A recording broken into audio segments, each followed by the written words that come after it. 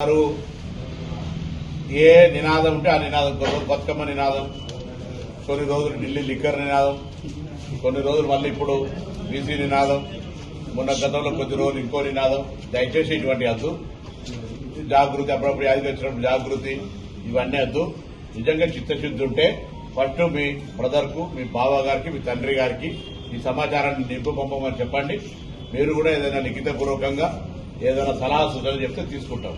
ఉద్యమించే కంటే ముందు మనం గతం నుంచి కూడా ఒక నానుడి ఉంది, సామదాన భేద దండ.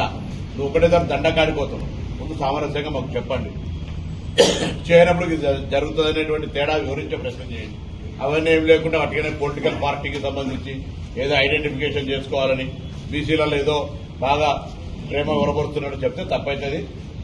కాబట్టి దయచేసి అటువంటి మళ్ళీ మిమ్మల్ని ఒక ఆడపడుచుగా, ఆడబిడ్డగా మాతో మాట అనిపించుకునేటువంటి ప్రయత్నం వద్దు. మీ చిత్తశుద్ధిని మీకు తప్పకుండా మీరు at least we are very soft run because you participated in survey.